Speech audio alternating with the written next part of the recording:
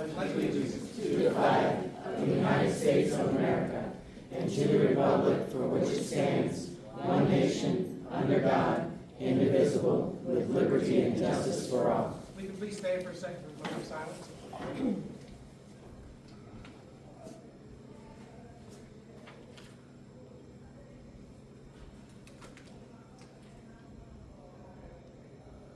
Okay, thank you. Ms. Clark, can I get a roll call, please? Mr. Scardell? Present. Dr. Johnson? Present. Mr. Neal? Here. Ms. Handy? Here. Mr. Whitford? Ms. Turner? Here. Ms. Bowman? Here. Mr. White? Present. Mr. Taylor? Present. Dr. Miller? Present. Do we have any remote connections? I believe Mr. Whitford will be here a little bit. He has a narrative he had to do a personal matter. He should be here soon. In the meantime, can I get a motion on the approval for tonight's agenda for the 03-17-2026? I'd like to make a motion, we approve the agenda. Okay, we have a motion. We have a motion and a second. Any discussion? Are we good? Okay, all in favor, say aye. Aye. Opposed? Okay, agenda's approved. Okay, first up is public comment. Somebody can please hand me that list. Is everybody there? You have some names? Okay, can I have one of the board members please read the rules for public comment? I thought I told you, thank you. Thank you. I was gonna get it off the notes.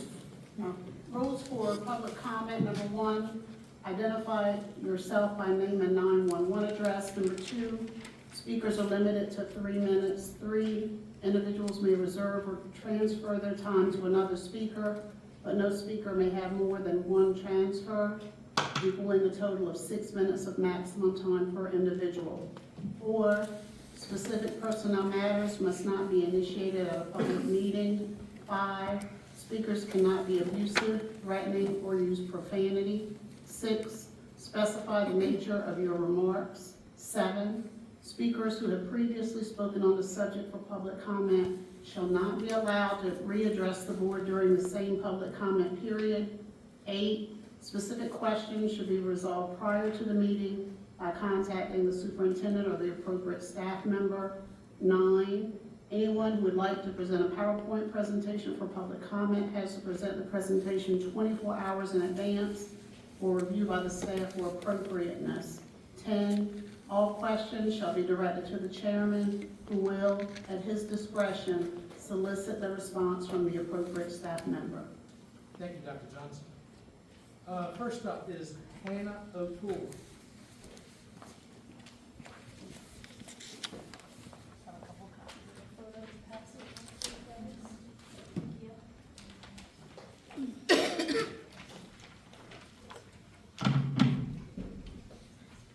My name is Hannah O'Toole, and my address is 18478 Langford Highway, Parksley, Virginia. Good evening. Thank you for your time and dedication to serving our schools. I'm back tonight to speak about music education, and specifically my growing concern about the declining state of our band programs. Tonight I want to put some faces to this issue. The first face is my nephew Andrew, which I have a few photos passing around to you guys. Some of you may know him. He's a bright kid, but at school he's always been a struggle. Sitting still, staying out of trouble, staying engaged. This year, starting middle school, that got even harder, and something unexpected happened. He found the band class. He runs to my house now and pulls out his clarinet before I can even say hello. Getting him to do his homework is a battle. I've never been able to get him to do it with a smile on his face, but he volunteers to practice. Andrew tried out for basketball and baseball this year. As a 6th grader, those rosters are nearly impossible to get onto. He felt like a failure, and I know that from watching him, that he needs a place to feel successful, to feel like he belongs. Our school itself doesn't stand a chance for this kid without that. Band is giving him that. Even on days he gives Mr. Wicker a hard time, he comes home saying that he likes him and that he likes band, and that's more than I can say how much it matters. The second face is my cousin Gage, whom I adopted in 7th grade. I won't go into his detailed history, but when he came to live with us, he had almost no experience with extracurriculars and no realistic path into school sports or onto a team. In 5th grade, he briefly played the flute until his mother used it as an opportunity to call him degrading names by doing so. That was his introduction to music. And yet the doors that were open to him at school were chess and band, and he walked through that door anyways. His first concert, he was a nervous wreck. By his second concert, Miss Menifee had him conducting a song, and this year as a freshman at All Shore, he had a solo with Mr. Matthews on the podium. Mr. Smith is now bringing him down to the Andua so he can be further challenged, and none of that happens without teachers who show up for their students even when they are overworked and undervalued. And I want to sincerely thank Mr. Wicker, Ms. Menifee, Mr. Matthews, Mr. Smith, and Mr. Ford at Northampton for their dedication to Gage and students like him. But the moment that says everything, because of band, Gage was able to feel like he had a place he was safe and confident, and Gage decided to participate in the rock and roll show this year. I know Mr. Taylor was there, and I thank you for that. I don't know who else was there, but for anyone who missed it, find that recording. Gage is the redhead who dressed as a lion and had the whole audience laughing. And he didn't just perform, he walked away with the award for having the biggest stage presence. That happened because band taught him he had a place worth showing up to. A year before, he would have never done that, and he would have been too afraid of embarrassment. Just today, standing in the parking lot of the library, Gage told my mother and me, music makes me feel like I can get through anything, and that's why I love band so much. That's coming from a kid who once had music used against him. Band didn't just teach him music, it taught him that he belongs at Arcadia. These kids are very different, but they have a connection with school because of it, and I would like you to keep considering that as you're having conversations. Thank you. Thank you so much. And just on a quick note, it was a really good rock and roll show. Thank you. Okay, second up is Connie Burford.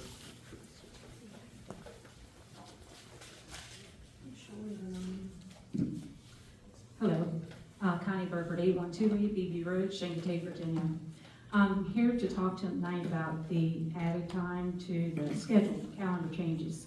I sent an email to the superintendent today and asked her to please consider, instead of taking the Monday and Tuesday, to take the Monday after Easter, so that it was not disrupting 4 days of the break, it would just be disrupting the one. She has shared with me that the policy reads Monday is the holiday. Well, I would also like to say that Memorial Day is a holiday, so is there's many other holidays on there that we have taken in the past, including President's Day. President's Day seems to be one that we've eclipsed quite a few times over the years, and I know that we've done that. This board is not rigid. You're flexible. You do things that you think is in the best interest of the kids and the staff. If we have staff, most of the people that take vacations over spring break, they will take it Saturday to Saturday or Sunday to Sunday. You know that. That's when they leave. If they are going, that's when they're going to go. We're going to have a lot of staff and a lot of students that are out. So I would like this board to consider this. Thank you. Thank you, Ms. Burford. Up next, Tanya Collins.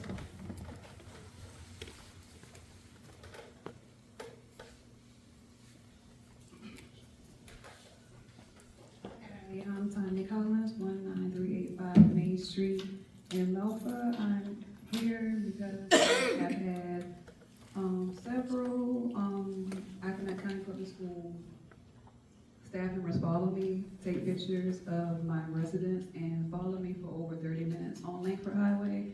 And just say that if it does not stop, I don't want to, but I will have to pursue legal actions. Thank you.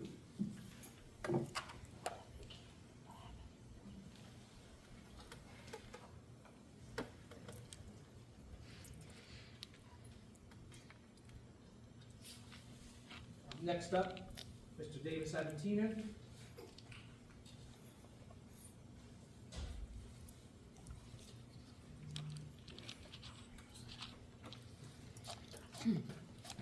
Good evening, I'm David Sabatino. I live at 24332 Fisher Road, Parksville, Virginia. I just came by today to, first of all, discuss a great event that was just held by the Accomack County branch of the NAACP in the form of our Freedom Fund banquet. It was very well attended. As a matter of fact, it was sold out. Also, too, I was so happy to see that we actually had a great constituency and support from the central office. It showed up our superintendent, assistant superintendent, and several of the people from the central office came. And I am ecstatic at how well our NNDCC students served at that banquet. I have heard nothing but compliments about that program and about what Ms. Smith is doing with them. Those students were very well mannered. They were very helpful with everything that we needed to do that night. They made that event really run smoothly. Also, too, we had one of our students to sing from Arcadia High School. She did a phenomenal job. So I just want to also to just encourage you, members of the board, that when our local branch sponsors events and we extend the invitation to you, we really would love to see you. So we just wanted again to just thank our central office, thank the NNDCC, as well as everyone from the community and those who did make it. Thank you for the support, and I will tell you, our children were phenomenal. Thank you. Thank you, sir.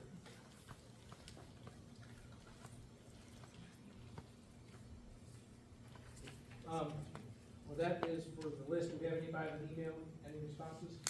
Is there anybody in the audience that has not had opportunity to sign up that would like to speak? If not, come on up.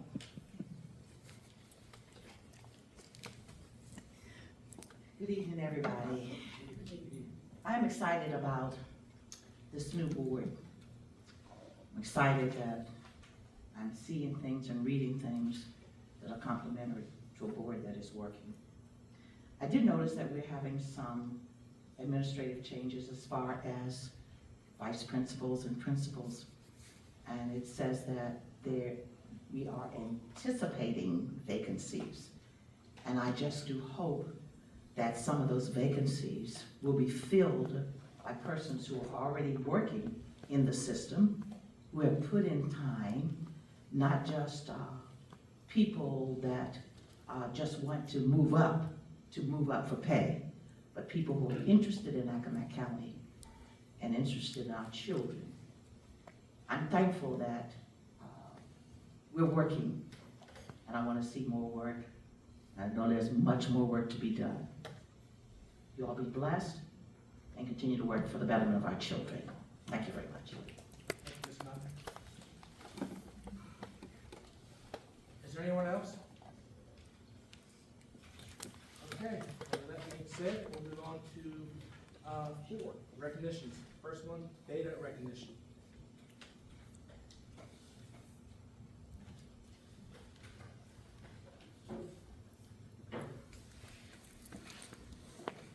We are taking a moment to recognize that we had a beta member elected as the vice president, I believe, from Accomack Elementary. And if you would please come up, they were invited today. Come on over.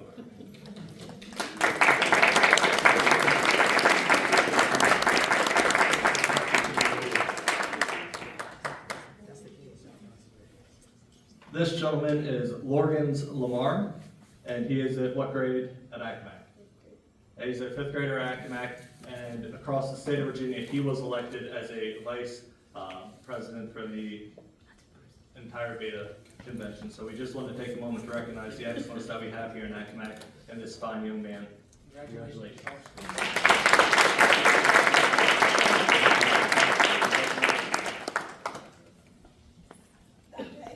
Are any of the other beta students here, beta winners here? No? We'll try to do this. Okay, thank you. Okay, next, 4.02, employee of the month for January. Our employee of the month for January is, will be at a future meeting. She couldn't be here at this one. So, for the March employee, we'll call, what?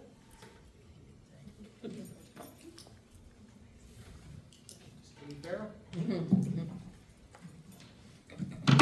Good evening, board members and guests.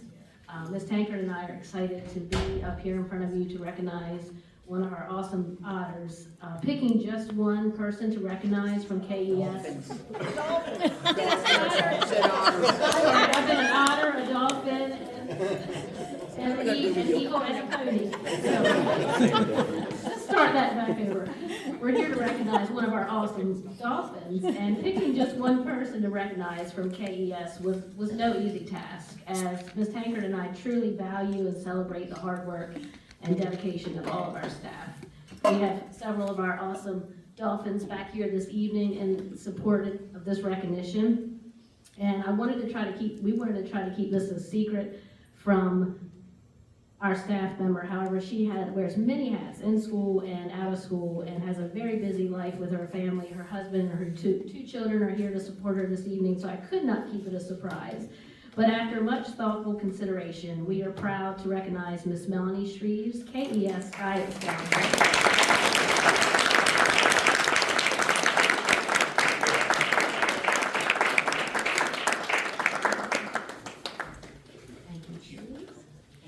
This year marks an incredible milestone, 23 years in education for Ms. Shreves. She has dedicated 17 years as a PE teacher before transitioning into school counseling, where she has served for the past 5 years, including 3 years at KES.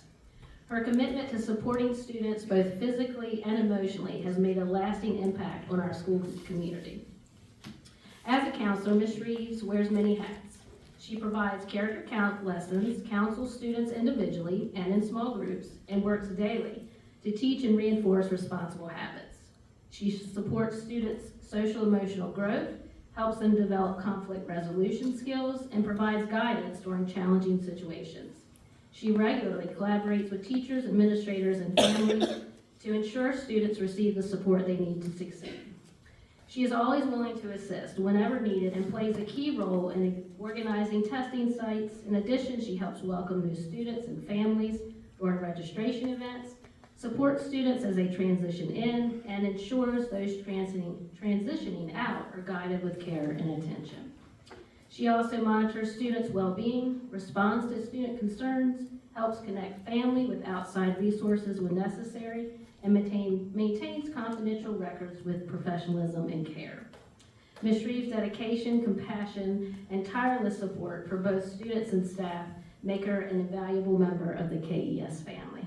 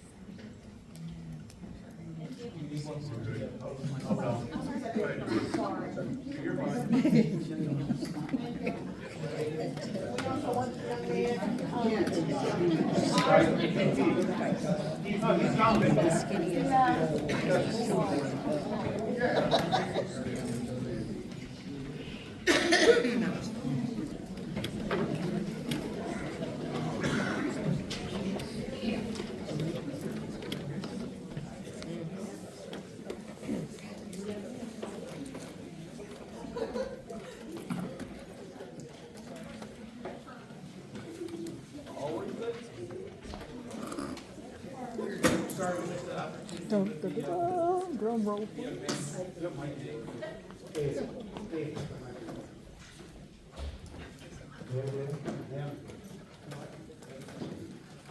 We're sorry that we did not take a picture with the young man for the VP, but again, I know we are very proud of him, and that's awesome for Accomack County. Okay, so I guess that completes the. I'm sorry? That's the next one. The next one? Approval of the minutes? No, airspace? Yeah, approval of minutes and then aerospace guys.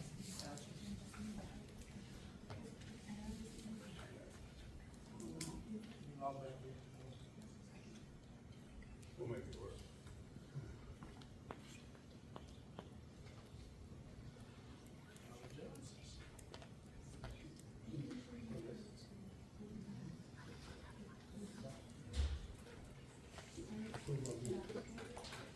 David, know anything? What's this one, Dr. Miller? I'm sorry, What's this one? you're on the approvals, Approval of minutes? approval of the minutes and Yeah, vouchers, yes. okay, for 2026, the February 17th meeting, can I get a motion on the approval for the minutes? Mr. Chair, I make a motion to approve the minutes. Have a motion, have a second. Have a motion and a second, is there any discussion? Okay, all in favor? Aye. Opposed? Abstain. We have, you do that? You need to do work? Mr. Spidell? Present. No. There's an abstention, so you have to, We have to go sit for there. individuals. Oh, yes. Dr. Johnson? Yay. Mr. Neal? Yes. Ms. Handy? Yes. Mr. Whipper? Yes. Ms. Turner? Yes. Ms. Bowman? Yes. Mr. White? Abstain. Mr. Taylor? Yes. Passes. Approval of vouchers, can I get a motion on the vouchers, please? Mr. Chair, I'd like to make a motion to approve the vouchers. Okay, I have a motion, and a second, any discussion on the vouchers? Okay, all in favor? Aye. Opposed? Motion passed. Okay, presentations of the AAES update. Sorry, I saw you stand back there. I thought I was missing something. Sorry, we didn't mean to That's throw okay, you that's off. So you're something you prepared. So we are happy to be back before you all. To give you all an update on our Aerospace Academy. We cannot be more excited with the way this first year has kicked off. Like any new program, it's got its pros and blows, but we have been ecstatic with the way the program has been able to fold out and continue to grow, as well as the new ones who will be coming in next year that we already have a wait list for. So we're very excited. I'm going to pass this to Rachel White, our director for the aerospace, as well as our ODU, and Joy, our STEM specialist, as well as we have some students to speak tonight. And also we have some swag for any of y'all that would like some. I'll leave it with Danielle so you can pick up.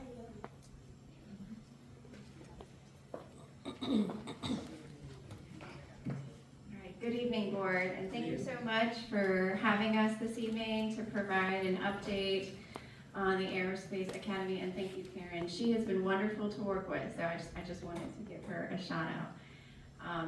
So this is an Old Dominion University, Virginia lab school, and we are building rural aerospace education a talent pipeline in grades 9 through 12.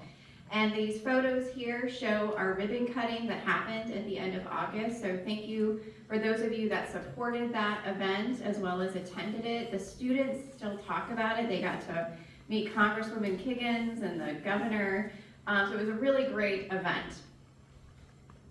So our timeline and our enrollment projections. So this is a partnership with Old Dominion University, Accomack County, Northampton County Public Schools, and the Eastern Shore Community College. It's a 5-year funding with funding from the governor's office and the Virginia Department of Education. So we are in year 1. We have our 59th grade students. Next year we'll add 50 more. By the end of our performance period, we'll be at maximum capacity with 200 students, grades 9 through 12. Our current program of study has our 9th graders co-located at their zoned high schools. In the fall, they completed computer science principles, and they are currently taking engineering explorations. In 10th grade, they will stay co-located at their zoned high school and take a CTE completer, engineering analysis and application, as well as cybersecurity.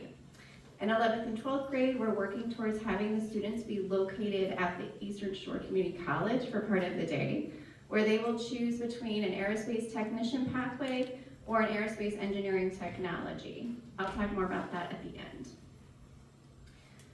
This is an infographic of what our current co-located model looks like. So we have 4 high schools from Northampton all the way to Chincoteague High School. At each of the sites, we have a lab teacher, and we have Joy Phillips that rotates to the different sites. Our students meet 4th block every day, and they have a live Zoom. Next year, our 10th graders will meet 3rd block, and our 9th graders will stay in 4th block. So now I'd like to invite Joy Phillips to talk about computer science. Good evening, everybody. I'm Joy Phillips. I'm the STEM specialist for the Aerospace Academy of the Eastern Shore. I just want to share an overview on the next 2 slides that highlight how our computer science course blends with real coding skills and hands-on projects. On the first slide, you can see a wide range of different coding skills. We did Python coding, which is a computer language that gives out instructions to the computer. We also coded microbits, which are small programmable devices that let students code, control the lights and control the sensors and different simple inputs they can put in. And then the students took what they learned and applied it to bigger creative projects like the Congressional App Contest sponsored by Jen Kiggins. For example, you can see on this slide Kane's app that he coded with his partner, that they designed something fun and relaxing in order to show creativity and user experience with rock, paper, scissors. And all of that code to the right-hand side, they wrote themselves. On the second slide, it focuses on how students connected coding to data, systems, and the real world. They collected and explored data, used spreadsheets with formulas, and created charts and graphs to communicate results. We also learned how computers communicate and tested our math skills. We practiced converting into a base 2 number system of binary numbers, which really tested our math skills some days. You will also see a picture that represents our exploration of computer hardware. If you want to flip it to slide 2. Oh, There we go. oh, perfect. It's user error. So it shows how we got into different computer hardwares, and we just want to thank the technology department who provided all those computers to every lab across Accomack County. So the kids really enjoyed figuring out the different pieces that we have been learning about and how they all go together. You'll also see on the bottom of that slide Emma's work as one of the examples of real-world learning through our tech company analysis project. She looked at the algorithm that's in Netflix and why you get the certain shows you get and how that coding is there to make sure you stay into the program. Students looked at all different kinds of companies and connected their findings to the kind of programming solutions that companies might use. I'm going to turn it back over to Dr. White, who's going to share more about our engineering unit. Thank you, Joy. So in term 2, we are integrating higher education into our 9th grade course. We are fortunate to have Professor Orlando Alaya, who is an ODU engineering professor with the College of Engineering. He provides direct instruction to our students every Monday and Wednesday. We also have Dr. Isaac Kumi, who is formulating those hands-on activities for students twice a week. And so these students then also get guest speakers every Friday. And you can see from this image that the students interact with them at the 4 sites every day. So it's not just a one-off, they actually get to learn from this subject matter expert. Part of our program has 6 experiential learning days built into the academic school year. And so our first one, we had Philip Smith from NASA Wild's Flight Facility come and give a presentation, as well as students learned about design thinking and improv comedy, as we all are all designers. On day 2, we had Sean Mulligan, the COO of Virginia Spaceport Authority. He gave a presentation on what is a spaceport, and he personally shook the hand of every one of our students. The students then got to tour the pads. On day 3, Mike Taylor from NASA Goddard came, and the students constructed Stella, which is science and technology education for land and life assessments. This is remote sensing, so they actually built the remote sensor from scratch. And then day 4, students got to interact with our ODU Rocketry Club and learn why is it hard to fly on Mars. Upcoming, we have our students coming or going directly to NASA Wallops Flight Facility, and they're going to learn from our sounding rocket team and tour their labs there. So we're excited about that one. We also engage with legislators. If you're not familiar, there is an Aerospace Day in Richmond annually every year. So myself and the interim vice president at the Eastern Shore Community College did legislative visits, just informing them what is the Aerospace Academy. We also had an exhibit table and got to interact with lots of industry that day. I also presented at the Aerospace and Aviation Caucus General Assembly in February. Another exciting day is we are creating an Aerospace Day for ourselves here across the Eastern Shore. And so it's also the kickoff event where our applications open for students to apply, but we sort of pivot that to just informing every 8th grader what is aerospace. So we had 400 students come to the Eastern Shore Community College from Accomack and Northampton. They rotated through multiple different sessions. So we had Rocket Lab, the Nature Conservancy, they flew drones, there were drone giveaways. It was a really exciting event.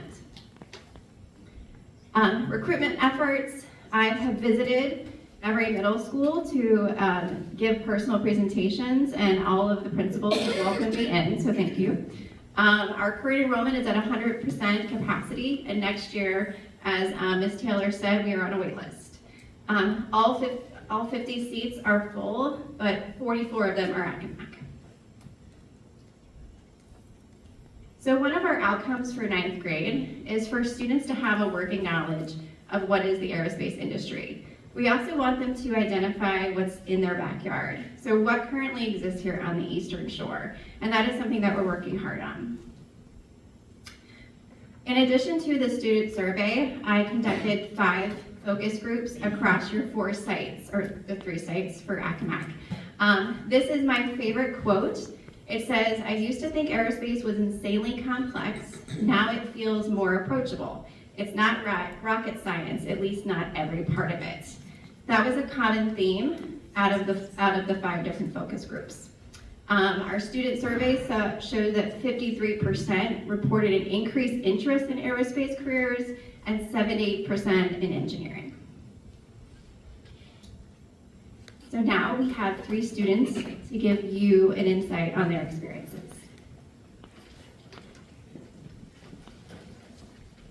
Hello, my name is Emma Deach, and I'm a part of the Aerospace Academy of the Eastern Shore.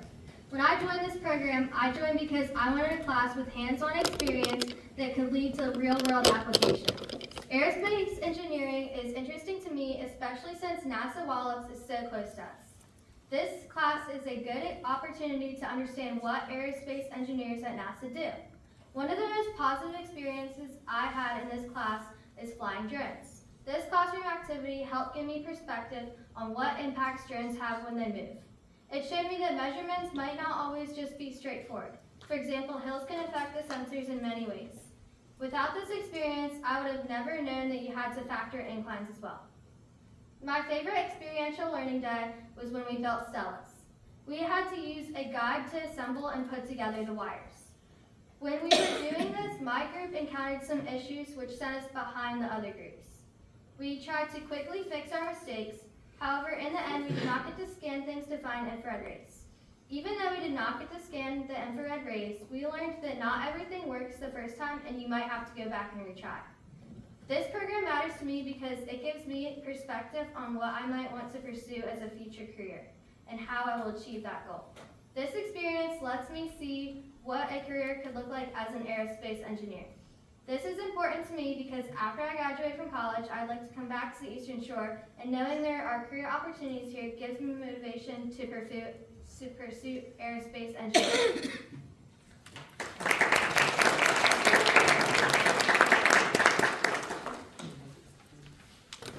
Hello, my name is Kane Jagged, and I'm a 9th grader at Shingatig High School. I joined the Aerospace Academy because I've always been interested in aviation, space, and new technology. The program offered a chance to learn about aerospace careers, science, and engineering while gaining hands-on experience. I wanted to challenge myself and explore a field that plays an important part in my future. One memorable experience that really stood out to me was going to NASA Wallops Flight Facility for the aerospace ribbon cutting with Governor Glenn Youngkin. The Aerospace Academy matters because it provides real-world exposure to aerospace. It allows students to explore science and technology in a hands-on way while encouraging curiosity and innovation. Being part of this program helps prepare students for future opportunities in STEM fields.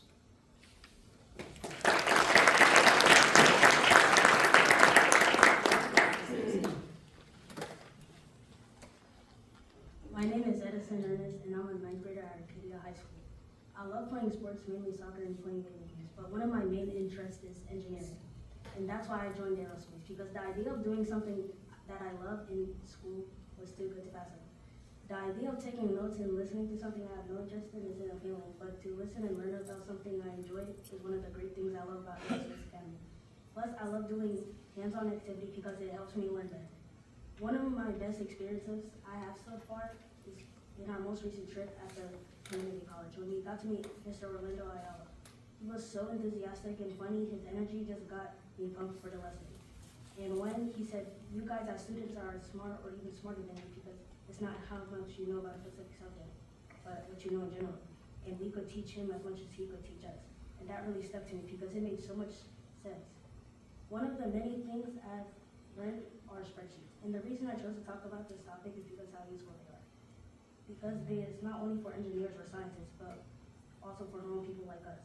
Because you can track your bills or spend, or you just keep track of the amount of something. When we first learned it in the first semester, it was kind of confusing, but when we went over it again in the second course, they clarified my question and made it make sense. They showed us functions and formulas can be used, which showed me how much more useful they can be. The reason this program matters is because it not only shows students coding and engineering, but it also shows them how to actually apply those concepts into the world. Aerospace Academy also gives students an advantage in the industry by giving them experience that you would have to gain through college or through the business. So they have a leg up on others. Plus, they give so much space for imagination and creativity, and that is what's going to help us succeed in the future.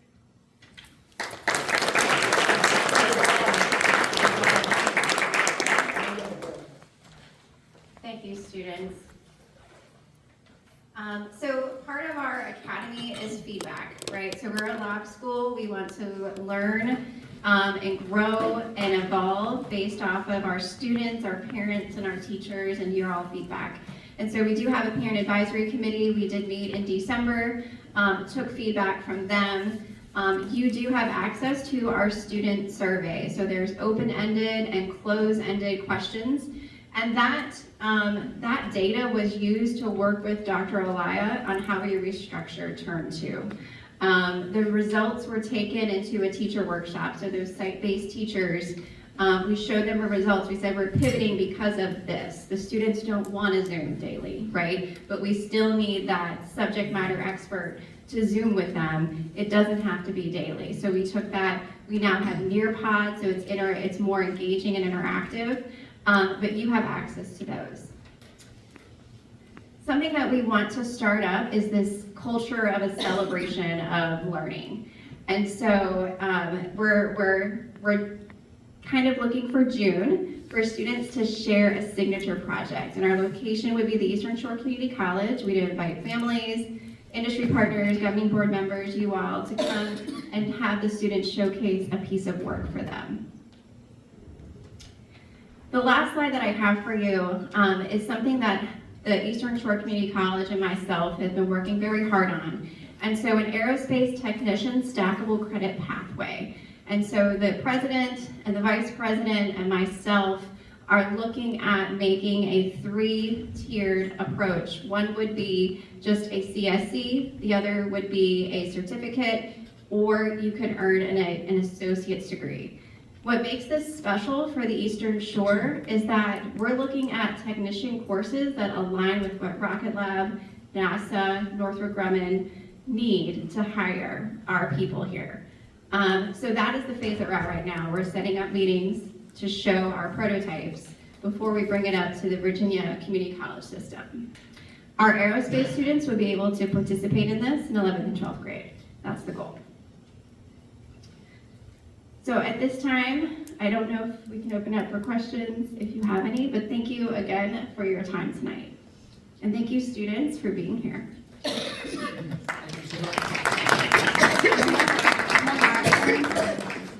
Above all, I cannot thank our teachers who gave up their planning periods to monitor and teach more than they thought they were going to teach last semester and this semester, as well as other teachers who've actually got to see what our kids are doing that are very interested in getting actually endorsed to be able to teach the subject, because that's the key. You have to be able to be endorsed in technology education or computer science, which Ms. Joy Phillips actually did both tests this year to get certified in, but also our administrators for, I would say, putting up with our new ideas and approaching them, especially when I brought the idea of we're going to put a wall up in your library, which has actually been a great room to have for our space labs. And please, if you haven't been by either Arcadia or Orlando, please come see them, as well as Chincoteague. We turned, anybody remembers the old shop class many years ago, it's no longer a shop class, it's our aerospace lab. So please stop by. But thank you to Rachel, thank you to Joy, and like I say, to our teachers and our admin for doing this. And thank you all for taking a chance on us to do this grant and do this program. So thank you.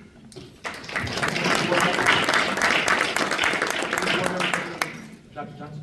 I don't have any questions, I just have a couple thoughts. I want you to know, each of you, that your enthusiasm, I find it contagious, right? A lot of things go across our screens, our iPads and such, and everything that you've shared and the way that the students in particular presented is so motivating, right? You're why we're here.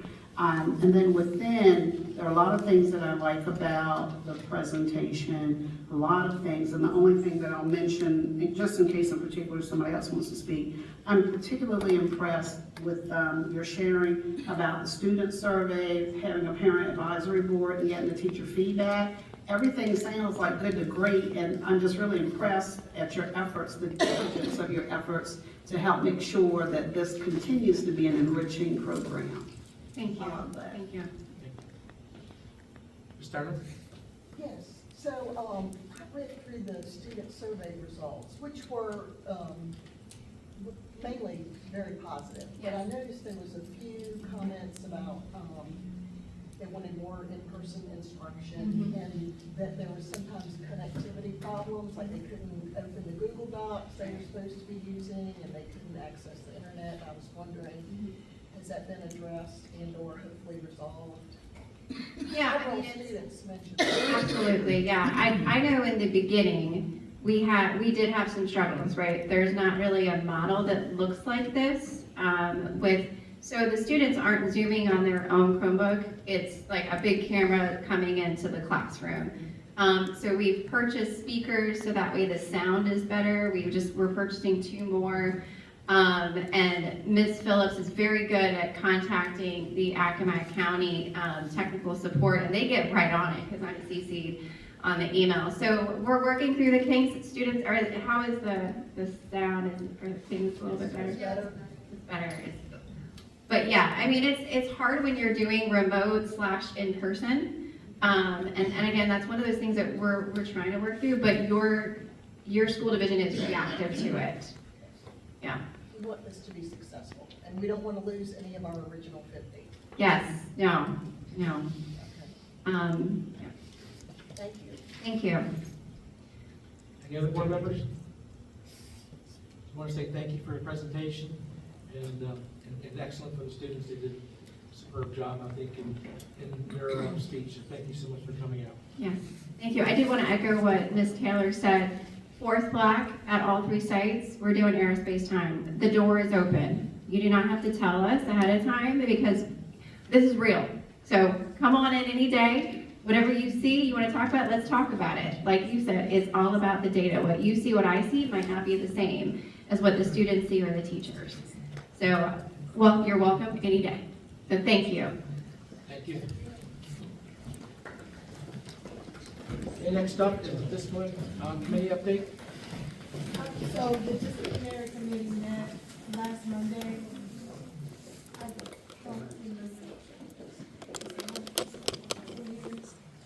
It's just you here. They can't.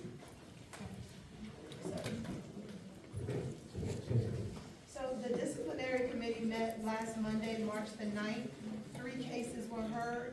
From the 3 cases, 2 recommendations were made for the students to go to reconnect, and the 3rd student was adjudicated to virtual Virginia. Thank you so much. Finance Committee, we met last Tuesday, March 10th, 5:30 here at, the Board of Supervisors. Went through our grant funding and all. It looks like we're coming to the end on some of it, and we're meeting our requirements there. And there were some changes we had on the monies. I think that Beth is actually fine-tuning some of the reports which are attached here, but everything as of right now looks to be in order. Policy Committee update. The policy committee met on Wednesday, reviewed recommended changes to the Accomack County Public School policies. The VSBA released in February a large batch of updates.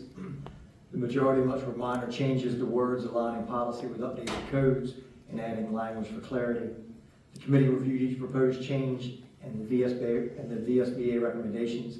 The committee agrees with the recommended changes to our current policies, which are reflected in the clean copy on board docs. Thank you so much. Next up is Human Resource update. So you'll see the human resources update is there for you to review. If you have any questions, you can contact Dr. Garrison. And following that, you'll see the Head Start MOU for your review that will be up for approval at the next meeting. So you can read through that between now and then. 6.06 is overnight field trip request. You will see an overnight field trip request for our automotive going to a National Skills USA Leadership Conference, and it is 2 months away, but we wanted to get it on your radars in early June. I saw the young man had one that's really great. Mr. Borwitz has a really good program there. So, okay, the next one up is the carry forward update. Good evening. I think Edison left, and I just want to say I'm no aerospace engineer, but I agree with him on spreadsheets. We use them every day in finance, so they'll get you a long way. The first thing I'd like to go, Danielle, is PowerPoint. Yes. Okay. So you've seen this PowerPoint several times. We have been asked to look at what we would eliminate if we had to eliminate $2 million. So all of these are the same slides that you've seen. Keep on going down. Of course, we're not eliminating the gyms or Accomack Primary School. And when you get to that slide, capital improvement plan, I have highlighted in yellow what we are proposing to eliminate. These eliminations were not done singularly. We met with Mr. Bennett, we met with Dr. Miller, we've met with various staff members, and you'll see on all of these slides, the yellow is what we are proposing to eliminate.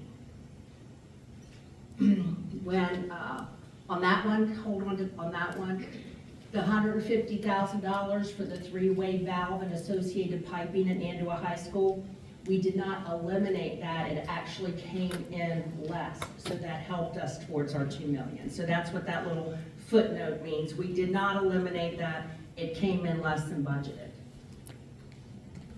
And there's another kind of quirky one more. So the LED lighting, you see the little A sign by it, we did not eliminate it. We took $19,616 from it to balance. That was an estimate in the first place, and hopefully we're still hopeful that we can still complete the LED parking lot lighting at Arcadia Middle and Nandua Middle School. We're on a plan with that, and I think those were the last 2 schools. So we're hopeful that we could still do those 2 schools. So those are our proposed eliminations if we have to eliminate $2 million. And then the next sheet is if you want to see it another way, there they are on the list. So, and then the column on the right, each one of those PowerPoint slides had basically a title. So what you see on the right is the title where that item appeared. So it's kind of showing you two different ways how we came up with the 2 million. And the asterisks and the things on the bottom are the two things I just explained. And then the last thing I just added today, dates to remember. The Board of Supervisors meeting on March 30th is a budget public hearing. In all likelihood, it will be here. But that's when they will consider their operating budget, our operating budget. And then April 15th, which is their regular April meeting of the Board of Supervisors, that is when they are going to consider our carry forward funds. The public hearing date has not been set for that. There will have to be one of those as well. But that is the meeting where they are going to address our carry forward funds. If anybody would like to come to these two events, which are significant for the school board. Any questions from any board members? Dr. Johnson? Mr. I don't know if this is a question for you, or not, but when we talked about, a new storage building for operations, like we started talking about it, I don't know, 2 years ago, like the amount was 300,000, and then it was 5, and now we are over 8. 750 plus. Yes, and I'm just wondering, Those what is estimates, going in this building? those estimates came from discussions with Mr. Bennett, myself, and Dill's architect.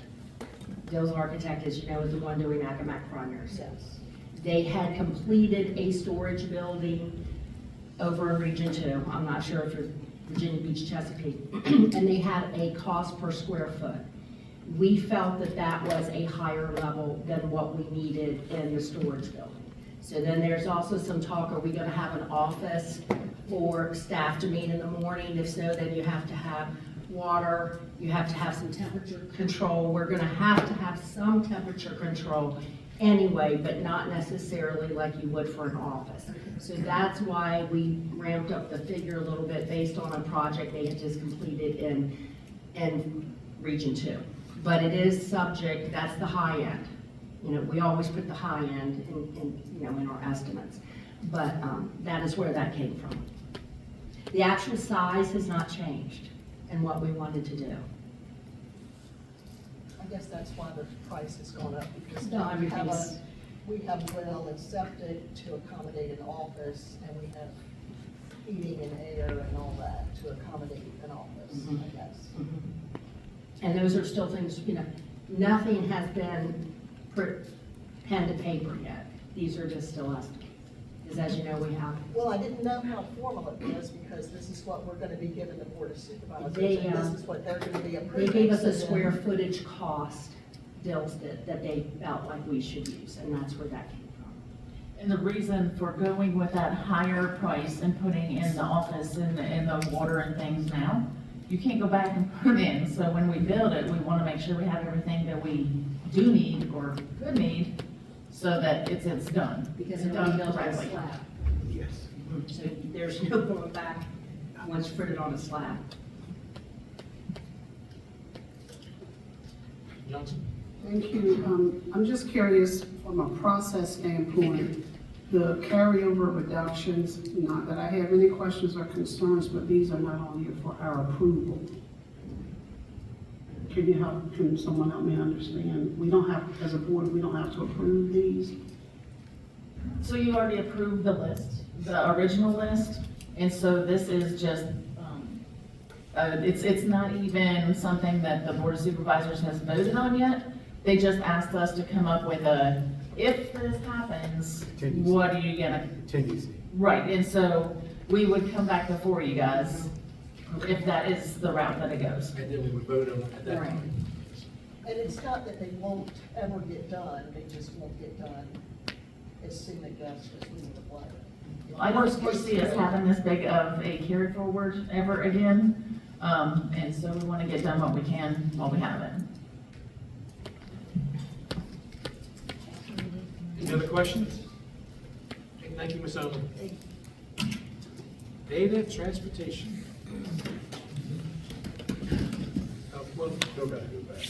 Well, well, no, the MOU was, I think, what Dr. Miller had said that you want to discuss. It's attached, so it'll be up for approval on the next meeting, so it's just there for your review before the next meeting. I thought that's what you had said earlier, so my apologies.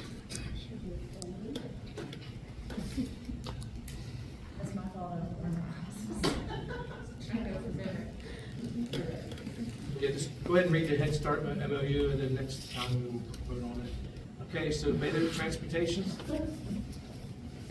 Hello. That's just some basic numbers that I put together for Dr. Miller of how much it would cost to take the activity buses to Beta, using the fuel, the driver pay, hotel, food, estimated elementary at $4,800 and the middle school at $6,800. I did reach out to Mr. O'Shea, and he did not get back with me in time to calculate what their dates were and anything like that.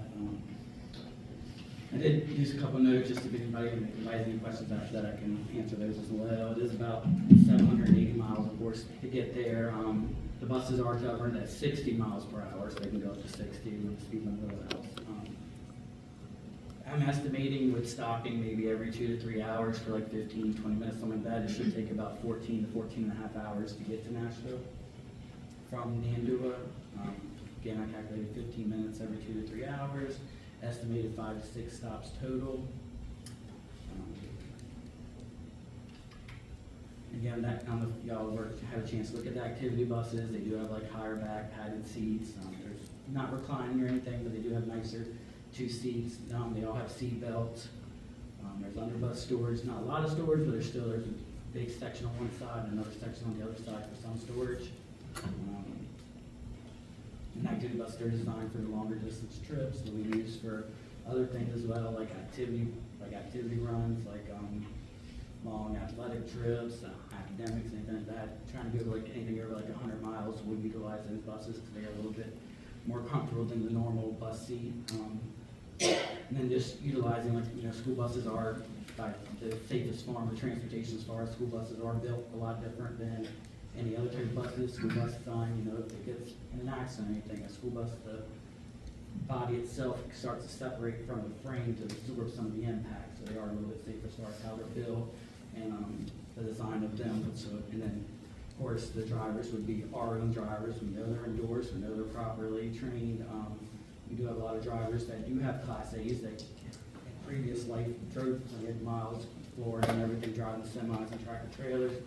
And that's what we did try to utilize for the last one. They're all background checked, drug tested, for student transportation. Again, it's our own insurance. Everything's covered with our insurance. Don't have to worry about that.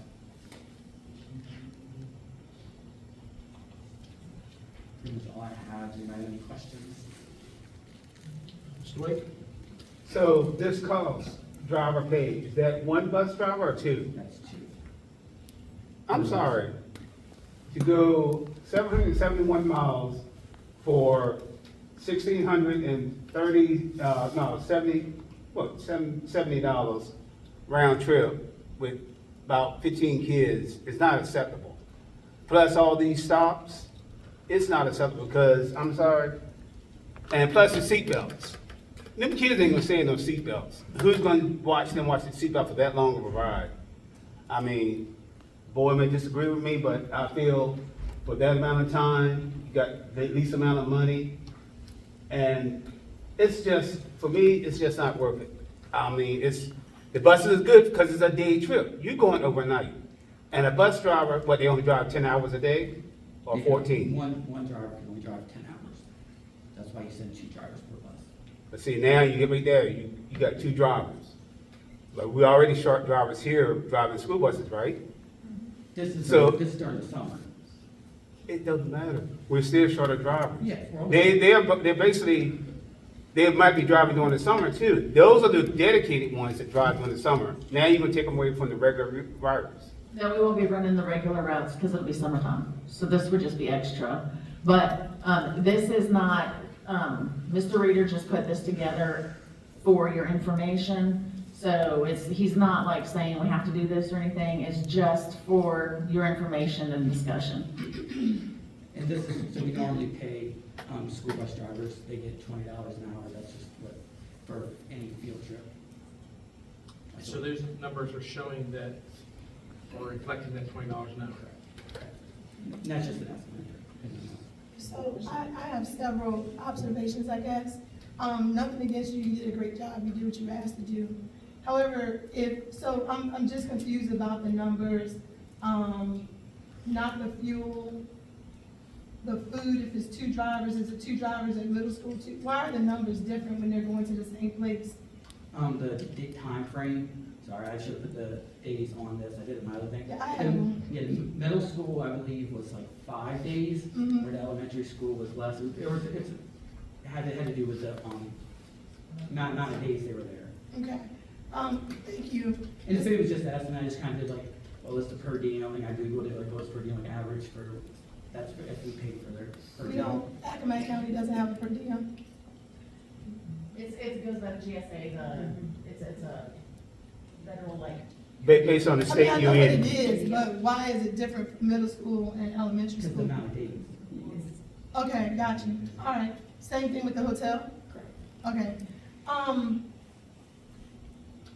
15 minutes is not accurate. When those students get off that bus, they're walking around, they're running, they're playing, they're doing a whole bunch of stuff, and it takes upwards of 45 minutes to an hour to corral them back, to get on the bus, and then get them settled down. So the 780 miles is 11 hours and 51 minutes. By the time you stop, another number, it's gonna be anywhere from, I'm thinking 16 to 24 hours. It's gonna take a long time. When we left here to go to Florida, it took us almost a whole day to get down there. So that's number one. Number two, I didn't get on the bus, but I looked at the bus. Honestly, the storage capacity, my luggage won't fit. My luggage not gonna fit. Having gone to these events with these students, they take a lot of stuff. I can wager to say, I will bet money on it, it's not going to fit, which means that if we have to put it on the back seat like we've done in the past, we're gonna fill aisles, we're gonna cover, escape or emergency exits. I get the idea, I'm okay with the idea. However, I am moving towards, getting a bus. I did send out a memo earlier today to the school board, to you, Mr. Reader, and to the ELT at central office. I would really like for you all to read it, because I did put a lot of work in it, and I can understand, and I take any accountability for what happened last year. If you all wanna place that on me, don't have a problem with that. However, to send a child on a bus for that long period of time, unless you've done it, you don't know what it is. Just like I can't come and do your job, it's not what you think it is. My understanding is that it has been determined that we will take this activity bus. I'm gonna talk against it, honestly, because I don't think that those children should be on that bus for that long period of time. The bus does not have a bathroom. Stopping in the middle of the night in somewhere we've never been before, we don't know what the crime statistic is, but you want us to monitor that many children and then try to get them all back on. We went to Hampton and I almost got left at Zaxby's. Right? I mean, that just speaks to, if I'm standing here waiting for children to come out, but it's 2 or 3 different ways that they can get past me and me not see them, it's just a lot to take into consideration. And I really would like for the board, you may not want to do it, but I'm asking you to please consider not sending children on a school bus to Tennessee. Seriously, please don't do that. Please do not do that. Please do not do that. Thirdly, reading the transportation handbook, you all talked about students not being in the aisle for safety reasons. When we went to Florida, children were sleeping in the aisles. Because it's hard to do, to sit up for, you're trying sitting up for 16 to 20 hours on a bus. it's just very difficult to do. I'm petitioning anybody who's sending their child to write a letter, do something, because I don't think it's fair. We've known about this trip for a whole year, and we didn't do anything about it. Last year, I asked if the trip could be made as a budget item to our annual budget. We know we're going to beta every year, but we don't plan for it until March, which doesn't make sense. It doesn't make financial sense to wait until March, and then the sponsors are forced to have fundraisers and do all these things to try to get the children there, right? That should not happen, sir. That should not happen. And then finally, one school did reach out to me, and the cost per student is going to be around $1,200 to go. Why? Because nobody wants to be on the bus that long, which means we have to stop twice to spend the night so the driver can get rest, the children can get rest, the sponsors can get rest, and people can refocus and start again. $1,200. From that particular school, I think she said either 3 or 5 families have 3 or 4 children in beta. They can't send all of them. It's not fair. I appreciate what you've done, Mr. Reader. I really do. But again, I would ask this board to please consider, seriously consider, voting that we do something different. I don't know where we're gonna find the money. I don't wanna have anything to do with the charter service again, because I don't know what the rules are. You all know what the rules are. The only thing I can say is that the Johnsons misrepresented their company last year, which put us in the bind that we're probably in now. I don't know, because you all don't tell us that, or don't tell me that. But board, please, please, please, please. And so just to be kind of clear, or to clear up anything that might be a misconception, there is the buses for beta have not been set. We're just simply saying that's what we have available. If there's, like, if it's to the schools, those are the only buses I have. Those are the best buses that we have to send. So, and it's up to the board, and whatever the board says, obviously, is the way that we'll go. And I forgot that, if you looked at the beta schedule, the elementary school and the middle school schedule is gonna overlap. When one school is on their way back from Tennessee, another school should be in Tennessee already. So I don't know how you're gonna work that out without putting them on a regular school bus if you send both of the buses on each leg of the trip. And there's also some inconsistencies with who is attending beta. So what we're finding out is that some schools are sending all of the students who were involved in beta, and some are just sending those that qualify. It's because of the cost. It's costing a lot of money. So I'm here tonight to present information and to ask that the school board or the school system choose something that they're going to donate to, what they're gonna contribute to the students, so that the parents and the sponsors aren't trying to raise money so that all the children can go. I honestly believe all the children want to go, the parents just can't afford to send them. So how are we gonna work this out? I'm sorry, Dr. Johnson. You have to comment, Mr. Chair. Go ahead, Dr. Johnson. Two sets of things, but before I say anything, I want to say thank you, because this is helpful. That said, with specific regard to my thoughts around using the activity buses to transport our students to Tennessee, Ms. Haney just stole my thunder, and it's okay, because I like to repeat myself. The math ain't mathing for me how 2 activity buses could cover either grade level. And the stolen thunder piece is because some of the dates historically do overlap, then the math really doesn't math around how we could use our 2 buses to service 3 schools, right? And so that, I'm really challenged by that.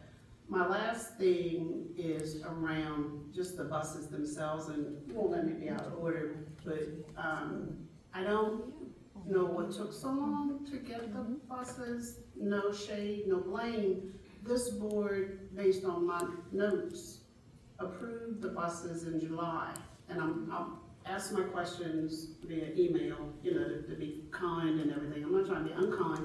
I don't know what took so long, because we have a number of sports teams that could really have benefited from these buses, because even going 3 hours, you know, to play sports and the impact on, you know, their bodies and the mentality of having to go on the regular school buses.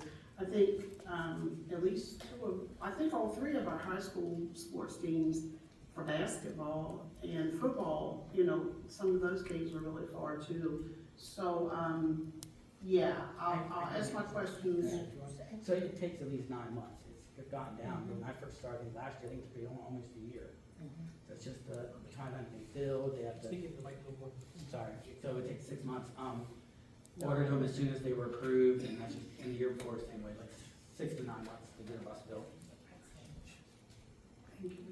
So, and I guess the other question is that, you were talking about pricing, but is it all the students that are involved in beta at each school? Or is it just the ones that are qualified that are going? So that's what I'm saying is inconsistent. Some schools are taking everybody that's in beta, and some schools are apparently taking just the ones that qualify. So, Again, it's based on cost, it's based on whose family can afford to send their child. So at the regional conference, I guess, that we had or the state conference that we had in February, every school in Accomack County placed, every school won something, okay? So with that being said, if the sponsor wants that child to go and they present a price tag to the parent has the decision to determine if that child is gonna go or not. Again, it comes down to money. It comes down to money, right?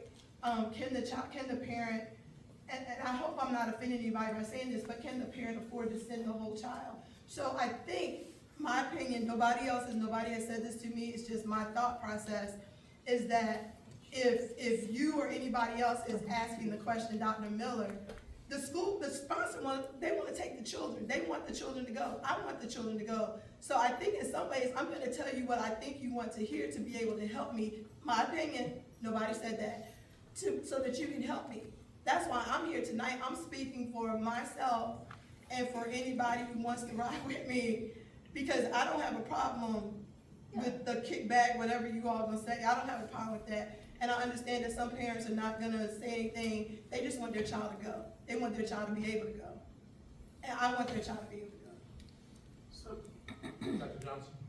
to the question, I won't tell all of my business, but I've had personal experiences as a parent with 2 children with beta, and I've followed over the years. I've had great niece, family members. And so I'm not just speaking, you know, off the top of my head.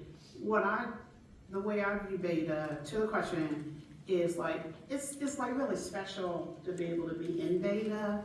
And from having gone, you know, many moons ago, but nevertheless, even if a child isn't performing, to have that enriching experience, to be able to be in those assemblies, to be able to support their teammates. They're all in the club. And for me, from an equity standpoint, I would hope that as many of the students as we can send, that's who we could send. I'll take nothing away and certainly won't try to repeat what's already been stated. But beta is a whole thing. And the idea from my lens of I hear the term and I understand the term inconsistencies. I do think that it comes, I'm so sorry, down, I'm just making sure it's not an emergency. And it's not, right? I would hope that the county, the board, all of us would support sending as many students as we can for the reasons that I've said. Okay, I guess one of my questions though too would be, when we have, like for instance, I see the gentleman that's going down to Atlanta for nationals for skills. We're not sending the whole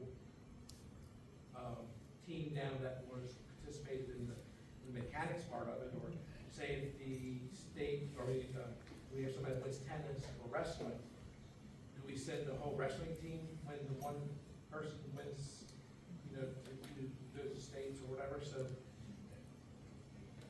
I guess it's kind of conflicting, and I think it's something we need to really, I guess, look into and address. Mr. Chair, Yes, Dr. Johnson. I don't mean to be disrespectful, but when you have children in the district who, you know, are in beta, I think Ms. Andy said it best earlier, you get it, you know, you get it. When, I think that you make a fair example, and I want to give credit for that. I can't, to your point, compare wrestling or having a machinist, you know, win, you know, to the beta experience. It's very different. And just let me say this, so when you make the comparison, in beta, a lot of those students compete as a whole team. It's not just one, they all do it. So if they're 20, so what was it called, the Sound Fest, I think is what it's called? Song Fest. So at Song Fest, I think it was probably 30 or 40 students up there. So And they all won. So then They won as a group. They all should go to the Yes, part of because that they're group. gonna compete again at nationals, so that group has to go. So what if somebody has a picture and they don't win? Should they go down to? If they want to go, yes, because again, as Dr. Johnson says, it's the camaraderie of the team, it's the cheering on of my team. When they announced the school in Accomack County, all of us stood up and cheered for the student. We didn't just cheer for our school, we cheered for the whole Accomack County public school system. Am I right? We cheered for everybody. So I can understand, I'm a mechanic and I place first because I put the carburetor on correct. Again, no offense, I'm just speaking what I think I know, right? But a song fest, I wanna take my whole choir. I don't wanna just take a person who sang the solo. You understand? Well, no, I'm not saying that. But that's what I heard. No, I guess what I'm saying is if it's a song fest and you got 30 kids, then they all should go. They should all go. But is the person that has and again, I'm not speaking from experience because I don't have that, but just asking the question, that if it's an artist and they have a picture they drew, or it's a photograph that they took, they didn't place, and they're not on Songfest, then they should still have that experience. All I'm the just trying to students, clear. no, all the students are in song fest. If you're there, you sang the song. Okay. Okay, that's the first thing. We had several students who won an individual, young lady played the guitar. She won like first or second place.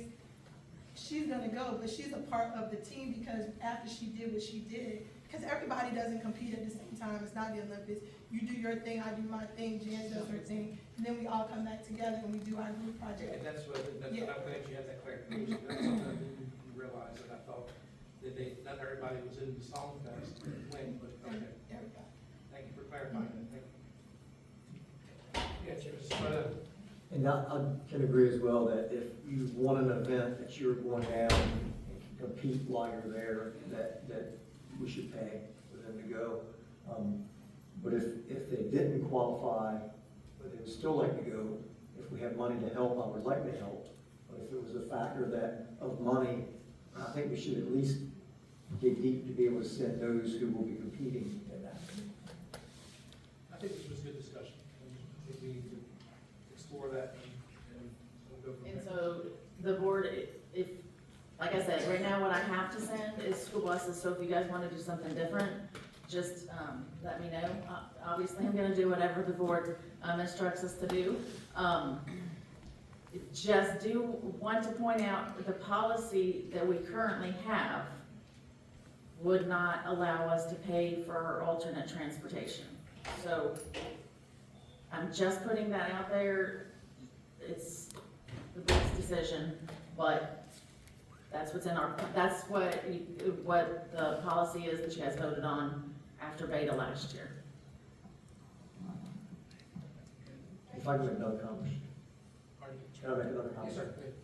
So I got on the bus, and the seats don't fold back at all, so you're perhaps maybe a little teeny bit more, maybe with your reader, a little teeny bit, but not enough to be comfortable.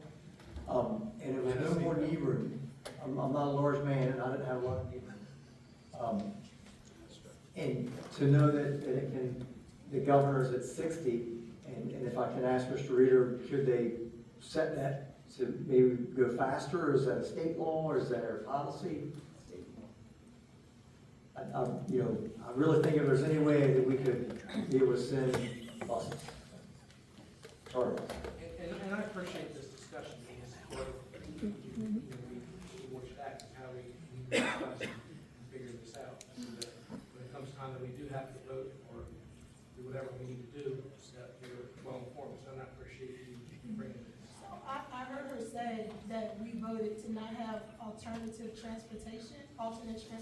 No, that's, I actually have the policy here, let me read, I'll just read what's there. For field trips more than 50 miles beyond Accomack County limits and or requiring travel over multiple days, the organizers shall consider all available options for transportation and present the options with their total estimate cost to the school board. The organizers are encouraged to select the most economical option for transportation. If the school board chooses to contribute to the cost of transportation and all of the transportation options cost less than $100 per person, the board will fund 50% of the most economical option, regardless of whether or not the organizers select that option. The school board will fund no more than $100 per person for transportation costs, which shall include only transportation to and from the destination and not transportation to and from activities during multi-day trips. Transportation monies provided by the school division are intended for the students and the school sponsor teacher and a limited number of chaperones. That's the exact wording from policy. What's the number? Hang on a second. IICA-R. Thank you. Okay, so again, we're not really voting on this tonight, this discussion, but we'll be definitely, I guess, looking at this in the next board meeting. Can I make one last statement? Yes, sir. All I'm saying is, all you constituents out there, you got kids in Accomack County, contact your representative and let them know what you want. And we will go from there. Just email us and we will discuss it then further. Any other discussion? Okay. Next up is summer school. Okay, just wanted to, we have not put out summer school information yet because I haven't gotten the information to you guys. So I just wanted to let you know that we did meet the instruction team. Dr. Aiden and myself met. We are proposing summer school June 22nd to July 23rd, Monday through Thursday, 8:30 a.m. to 12:30 p. And we will have Nandua High and Nandua Middle will go to Nandua High School, Arcadia High, Arcadia Middle, Chincoteague combined will attend Arcadia Middle School, and the elementary school will be Metonkin Elementary School. So that is what, that's what we have for summer school. Just wanted to give you the information first. Thank you so much. Closing delays.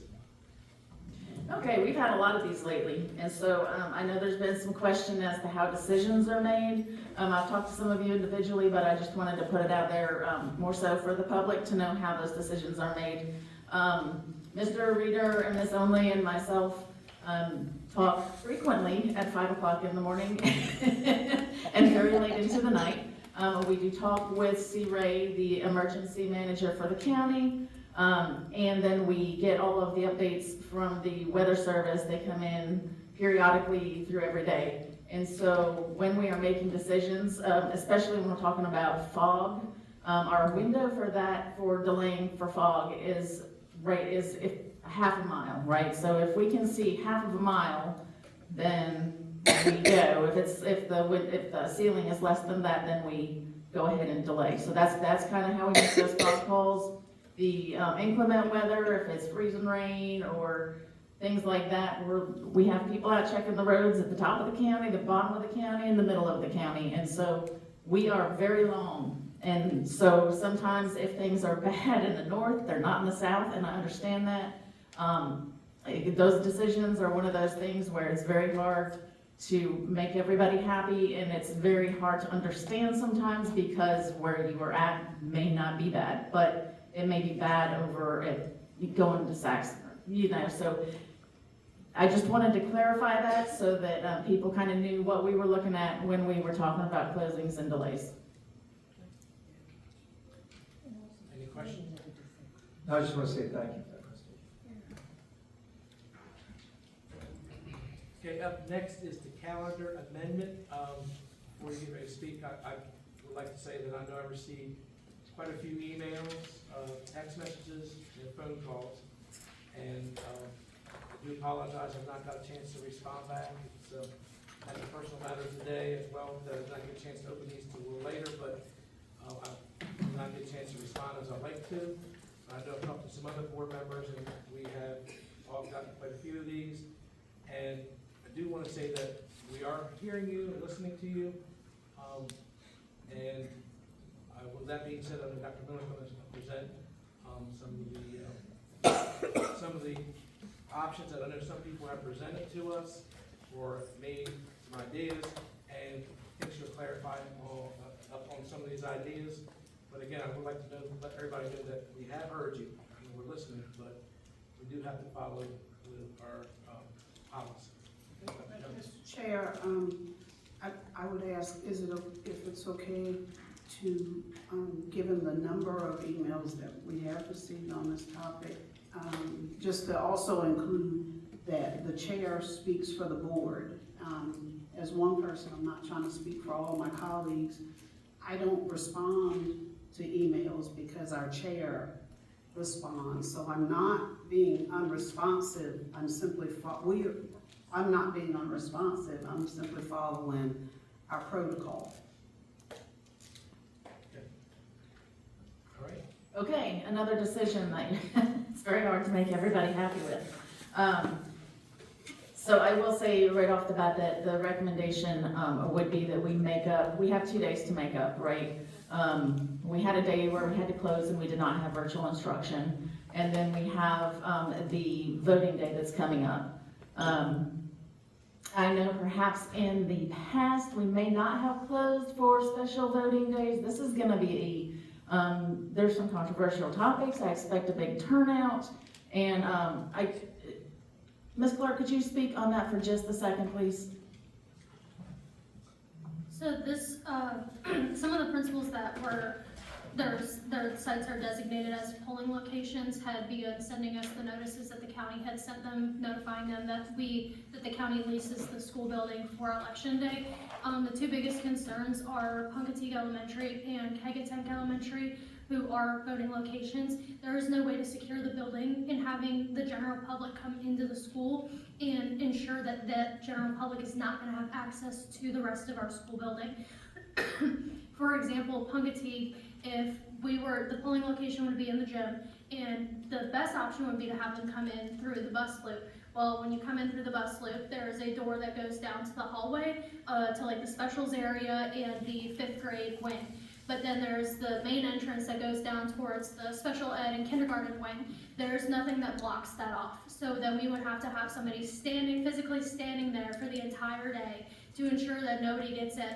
So that's just one access point. And then when they go into the actual into the gym for voting, the doors going out into the main lobby area are fire exits. We cannot lock them or secure them in any way. So then that person then has access to the rest of the building if they were to have nefarious reasons to get into the building. So then we open the question of liability, who's responsible for if something were to happen, and just the overall safety and security of our schools. Like Dr. Miller said, we understand that this may have been a practice done in the past, but this is going to be a contentious voting day.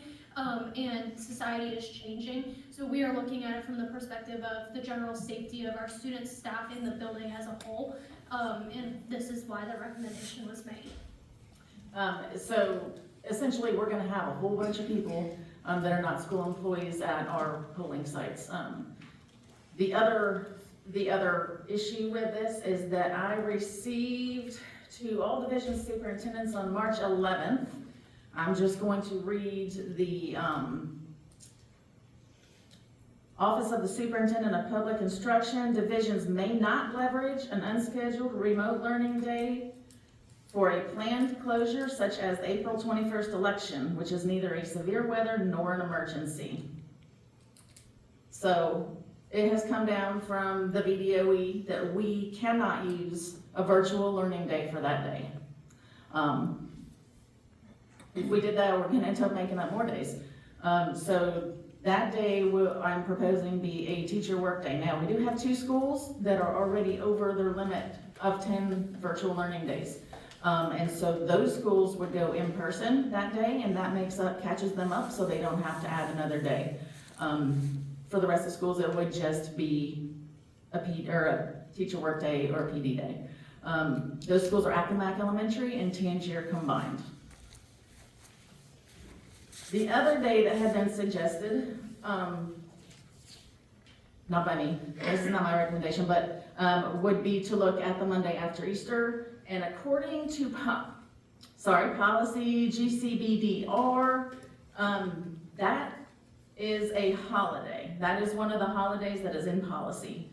And so for that reason, I'm not recommending that we take that day either. So the recommended days for making up these 2 days, because we lost instructional days, we want to make up instruction. And that instruction is for the students to have the information they need to pass the SOLs. And so for that reason, the recommendation is that we do the 30th and 31st and make those regular school days. We understand there are gonna be people, there's gonna be teachers that aren't gonna be there, there's gonna be students that aren't gonna be there, but that is gonna be, whichever day we pick, that's gonna be the case. It doesn't matter if we add it on the end, if we add it on spring break, but if we do the 30th and the 31st, at least the students who can come will get information that they can use to pass their tests, which is what they lost to start with. 2 questions. What happened to waivers? I thought we had something called waivers. Yeah, we have 10 virtual learning days, That's what the but we waiver can't is. use those this is a regular scheduled voting day. It wasn't put in the calendar, Okay. and so we can't use that. So you think you'll have enough teachers on the 30th and 31st of March? We will, if teachers miss those days, then they would need to take leave, sick leave, or personal days, or whatever leave they wanted to take, that's up to them. But we will make it work. Is there any way that we can add it to the end of the calendar, of the academic year? I haven't looked at my calendar, so I don't know what's on there, but is there, okay, so moving it to the end, that's one recommendation. 2, instead of having a professional day, a professional development day, just taking that out, not having a teacher work day or one of those early out days that you all have. So if we take those days out, we have to make that day up too. Why? I'm thinking out loud. Yeah, no, we have to have 180 days, and so we would have to, if we just don't go that day, then we have to make that one up. But professional development is not for students, it's for teachers. Right, so students will not be there. So what I'm saying is, if there's another professional development day somewhere in the calendar, just We don't remove have it. any more. Okay, is there another, thank you, Danielle. Is there a day somewhere, an early out day or something? I'm just trying to make it good for those people who have already scheduled cruises, Disney World. So early out days still count in our 180, so if we take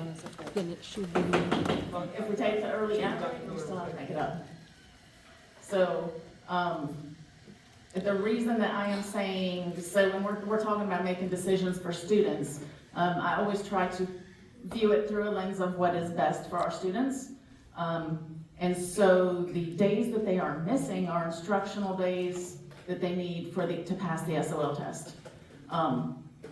So to put it on the end, they've already taken the SOL tests, and I mean, we have them in school and we are trying to teach, but that ends up turning into some extra instruction because the SOLs are already done, so those days would not help them. I'm just thinking. Yeah, no, I appreciate it. I would just say that my recommendation for those 2 days is just in thinking about what's best for students as far as their education and passing those tests. Especially, when you're talking about high school, especially those have to be verified credits. So, I think you were saying that since they lost instructional time, we have to give them back instructional time, versus we put it at the calendar, the instructional time is kind of a zone. Jesse? So, the Monday after Easter, even though it's in the policy, why can't we adjust that? Why can't we, as a board, move that? Policy.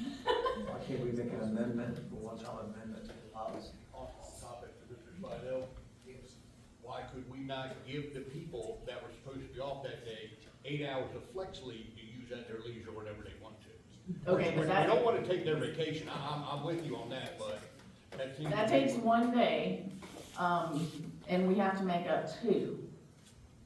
So, I would say that, But, I'm sorry. Yeah. Mr. Slidell, I'll interrupt you.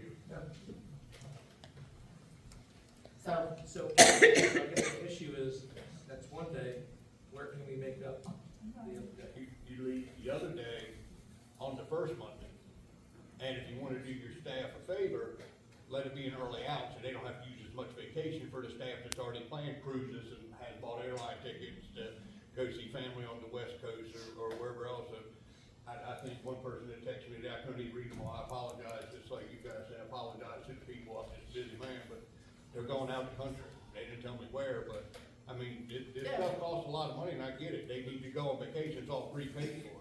Yeah. But if we could make the first Monday an early out day, where they wouldn't have to burn a full 8 hours of vacation, and then the following Monday, most of these folks are gonna be back weekend to weekend for vacation, and then the folks that were supposed to be off that Monday, give them 8 hours of flex leave that they can use whenever they want. I don't wanna take anybody's vacation. I'm not, for the teachers and the 12-month staff, this is time that we earned, this was time you were promised when you were hired.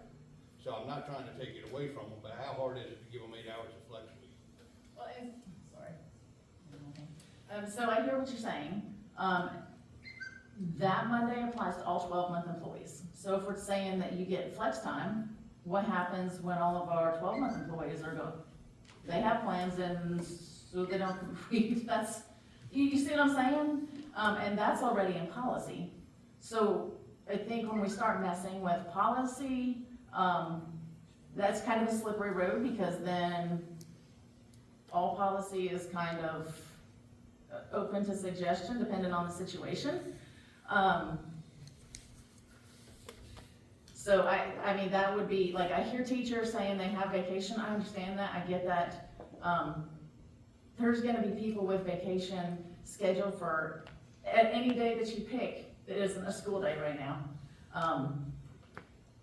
And so we can cover, we can make it work on the 30th and 31st, even if there's some teachers that aren't there. But you're gonna have a hard time making it work if all administrators, if all of your 12-month employees are not there. You're talking janitors, principals, central office, all of your 12-month employees. So there is, it's up to the board, obviously, and we'll do what you guys, whatever you say. But like I said, my recommendation and thinking about what's best for the students that's what I came up with, so. Misha, have your hand up first. Would I be out of order to take Memorial Day?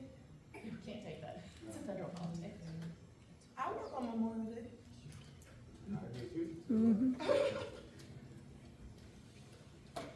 We're not federal, you're I guess the board can do what they, yeah, but. I mean, what'd you say, Ms. Hunt? It's a 12-month holiday, just like Easter Monday. It's the same thing as Easter Monday. That's a holiday for everybody. So you're gonna run into people that have scheduled vacation because it's a long weekend. These are all one day. I think because I think I raised my hand somewhere in there. We're having a free-for-all, and I'd like to be able to speak, because I haven't spoken on this topic before.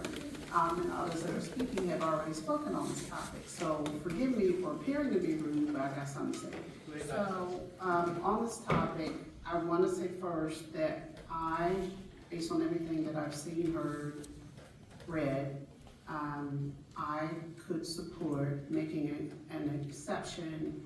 I think the word is exigency. There are exigential circumstances for this board to approve a one-time change to use the April 5th. I'm not gonna call it Easter, because that's religious.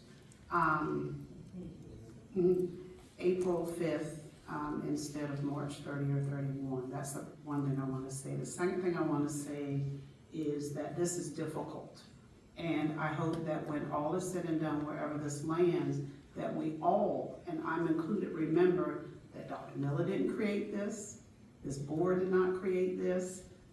These are acts of weather, right? And so I hope that we can all remain friends and kind and professional no matter where this lands, because none of us asked for this situation. I am bold enough to say that out of this, one of the lessons learned that I propose is when I travel and make these plans, I purchase travel insurance. And so I'm not trying to be disrespectful, but I do think that it is conceivable that some of us are overinflating, our ability or inability to change plans, to change vacation plans, because we've had to do it in our lives. And then I want to bring in finally something that I read in one of the letters, one of the emails today. I did not get to read them all, but I'm devil's advocate here, and I don't mind bringing in that a person asked a question which I'm intrigued by, is one more day, I'm saying it like it was said, of instruction really gonna make that much difference for SOLs, right? And specifically in terms of if we try to get the day or days in now, as opposed to putting them at the end of the year. I'm saying again that a person brought that up, and I'm intrigued, by it. I'm not saying I'm pro or con. It's just a question. Actually, so Jan had up, and Ms. Turner? Just a quick question, and maybe it does not apply, but is Easter Monday, is that in people's contracts, and are we legally obligated to give them that day? Is that something that we need to check with the attorney about, that people may then grieve because they had to work that day, and they might, is that a legal question for the employee attorney? It would be the same as in the past when we use things like President's Day. President's Day is part of the policy as well, and then the board votes for another designated day, not a flex day, because HR can't keep track of flex. So the board would then vote and say, President's Day will be made up for 12 months on a different date. So that's how it's been done in the past. So let me just say this. The staff and the public voted on the calendar for next year. For next year, they voted that spring break is only Thursday and Friday, and the following Monday. So those were the priorities that they had for our calendar for next year. Monday was the priority, and that Thursday and Friday. So next year, we're working all 3 days. And so I think that is a consideration to make. So my recommendation to the board, in order to avoid, I think that we either need to go with the original recommendation of the 30th and 31st. They're in next year's calendar anyways. In fact, the third day's in there as well. Or take them off the end. I think those are keeping those days together in a block, and then not stepping on anybody else's days that they already have planned. We're gonna be missing staff and students no matter what way we go. Mr. White? I know this has been a dead horse that we've been going over. Everybody may hate me, but I say we keep it as is. People may not like it. When I was growing up, we missed a week of school. We had to go on a Saturday. I mean, we up here fussing all these days. Give them the days. Just be advised, if we make them up, we have to come on Saturday. And that's what I recommend. I would feel be more appropriate. Everybody gets their days, but just remember, don't complain, you have to come on Saturday to make up those days. I mean, y'all may be mad, but I'm just saying, going back and forth, this would be more logical, faster, and easier to work with. That's what I would feel. And I'm not trying to say I advocate this, but we up here, like I said, we've been here almost like half an hour going over this, and I just feel we'll give you days, just remember, we have to make it up, let's do it on a Saturday. I mean, it's just one Saturday two Saturdays out of the rest of the year. That's all I have to say. So as I was sitting here listening to everyone, I glanced at my emails, and I also had a plethora of emails from lots of people concerned about this, and I agree that, it's, that spring break, a lot of teachers, a lot of people that work in the school system plan their vacation for that week. And I know we also have other holidays, but this week seems to be the one they plan for a lot. And I agree with Mr. White that let's make another day besides during spring break. And nobody's gonna be happy about making that day up either, but at least they probably don't have a week-long vacation planned for the Saturday that may be the day we make up. But that's my recommendation. And so what I would say is that thank goodness we don't have to do this next year because they're built in, 5 of them. So that gives us 15 days next year. The days for next year are made up at the end of the school year, meaning that we would add 2 more school days to the end of the year, and then it would just extend everybody's week by 2 extra days. But I think that was done also, so that's how SOL, so it's all kind of around that. It won't be, they won't be. Yeah. You're not talking about making up instruction. You're just talking about that one making up the day. So, per Mr. White's recommendation, is that, do you think, doable? Again, I know there'll be people that won't be upset because there'll be ball or something like that, but, I mean, like you said, there's always gonna be a date that. So what you're proposing is we do Saturdays? Well, that's.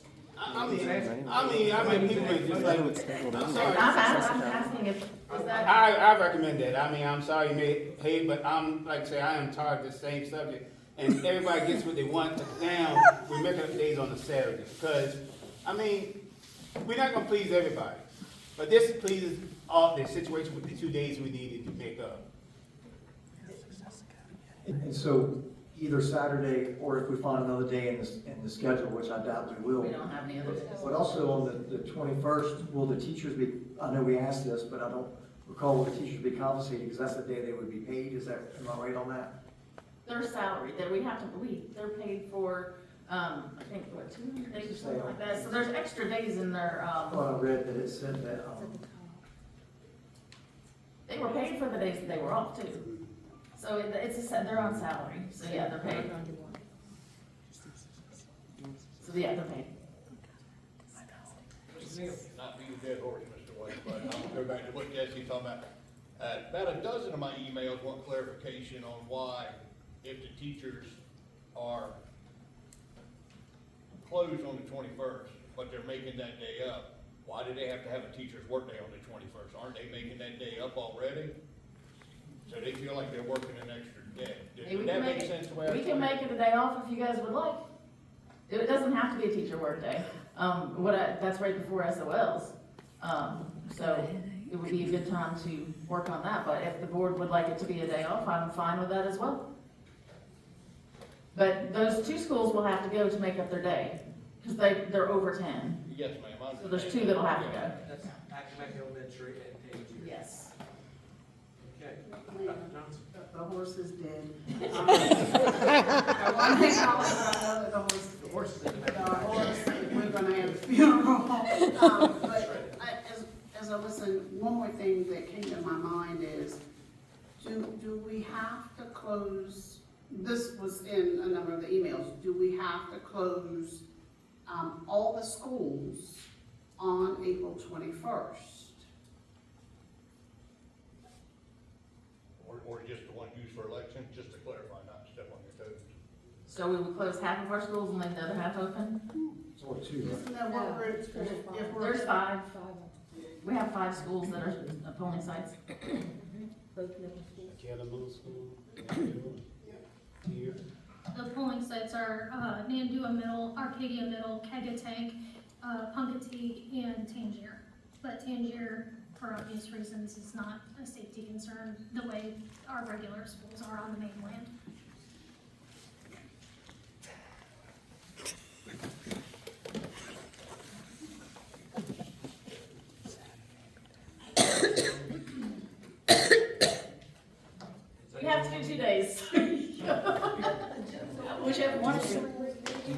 outside and listen to the gym, and that'd be the only way they do it. I think it's arcade in the middle and then go middle. I've seen people come in through that outer door into the gym. they're talking about. It's That's the problem. So, is there anybody on the board that would like to make a recommendation or a motion?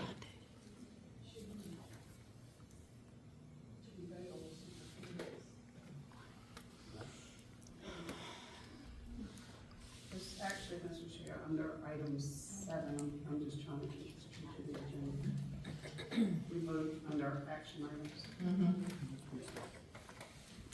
And I always say it because I should appreciate the time to think about it. We're actually in the discussion part of this, so Yes. the action item will be down, as Mr. Booker pointed out, 7.05, so that's in our action items, which we can do, but is there any more discussion? Do we need to take a recess or people to think about this, or just keep on moving along? Okay. It's dead now. Okay, so Dr. Miller, superintendent's report. Sure, so just a couple things. We have said the retirement dinner date will be June 2nd. So that you can put, everybody can get that on your calendar. We're gonna, go ahead and reach out to the retirees and let them know. And more details on that will be forthcoming. We have students that we are enrolling in the virtual academy. Now, this is different than Virtual Virginia. Virtual Virginia, you have to register students by a certain deadline or they can't get in. They won't start them in the middle. So with the virtual academy, they can start students where they're at. And so this works really well for if we have discipline cases that need to start learning online, they can start as soon as we get them enrolled. So just kind of letting you know, we've got that started up, and so we have some students that are taking advantage of that.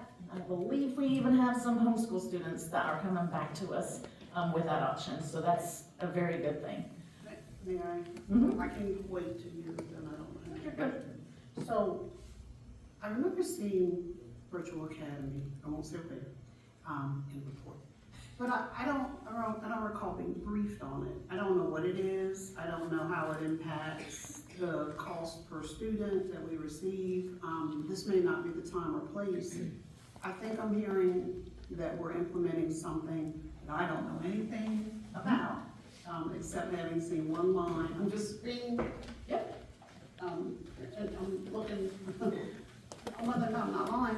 I don't know what it is. I don't know how it compares to Virtual Virginia. I don't know where it came from. I mean, I might be the only one, but I don't know what Virtual Academy is. Okay, yep, no problem, we can have. And it actually troubles me that we're implementing it and that we don't, I don't know what it is. It just- Okay, we can back it up if you would like. I think, We don't have a place to put, so that would mean that our students that are coming in right now can't get in Virtual Virginia. And so what that means for us is that we lose the ADM for those students because it's too late to enroll them for the spring semester. I'm so confused by. Okay, so Virtual Virginia has a certain start date that they can enroll, whereas Virginia Academy, there's no start date. So if we have a student that is disciplinary or whatever, and they don't want to go to reconnect, they can actually participate online at home with us, and they'll still be part of our ADM. Am I correct on that? So when we have students that are expelled, we're saying you're not part of Accomack anymore. You go find your education, right? And so we are, number one, the student isn't getting an education, and number two, they are no longer part of Accomack County Public Schools, so we don't get their ADM. So instead of just kind of putting people out there and continuing that cycle, this is a place where we can get them enrolled in classes and pick up where they left off. And so they are getting an education at home because they are not allowed to be in our facilities. I appreciate you both. I appreciate all y'all. I'll use the Virginia Aerospace Academy as an example, and I had the same belief when we adopted the CIP. I think that before the county adopts something of what it appears to me to have magnitude, I need to be briefed on that and, you know, have some say in it. I don't know where it comes from. I hear that it sounds like Mr. Taylor, you know some things about it. I'm Googling it. I don't know what it is. And if I'm elected by people, and if people ask me, well, what is this virtual academy? I don't know the first thing to tell them. I can tell them that Dr. Miller said or Ed said, but I need to be informed. I need to be informed. And I don't mean to laugh. I don't know if I'm being unclear. Or No, you're not, and we can, I'll have Dr. Ady put together a presentation for you. So we can have that next week. Sure. He can just email it as, please brief it for the next meeting. What's that? Be emailed to us. Yes. I mean, I would like to know before the meeting. Before I guess, if you don't mind, Dr. Ady, when you get something together, just email the board, so when we do the presentation, we can have our ducks in a row. Thank you. Dr. Miller, are you still? Good. Good, okay. Action items, annual SPED report. These are action items, you guys vote on these. Oh, I know. These aren't presentations, yeah, so you just need a motion. Just waiting for somebody to do. Mr. Chair, I make a motion to approve the annual sped report. So we have a motion to approve the annual SPED report, and the second, is there any discussion? Any questions? Okay, all in favor? Aye. Aye. Any opposed? Okay. Approved. Overnight field trip request, can I get a motion? Mr. Chair, I make a motion to approve the overnight field trip request as presented. I have a motion for the overnight field trip request, and a second, is there any discussion? Okay, with that being said, all in favor? Aye. Opposed? Motion is approved. Summer hours. Mr. Chair, Yes, sir. make a motion to approve the summer hours as presented. Second. So we have a motion for summer hours as presented. Question. We have a second, and is there any discussion? Yes, Dr. Johnson. I just think that it is important to share that as the board requested, the superintendent staff central office did do a survey, and the results on the agenda, I just thought it was important to, Could you share that real quick? so. I know we have an online audience, I guess we do. But it's also on board docs, but it was 99 responses and 91.9% for option A, which option A was, we had the 4 10-hour days, Monday through Thursday, 7 a.m. to 5:30 a.m., with option B, only 8.1%, which would be a 5 8-hour day, from Monday through Friday, 8 a.m. to 4:30. So majority would like to have 4 10-hour days. So with that being said, we have a motion on the floor for the summer hours to be approved. The second, is there any more discussion?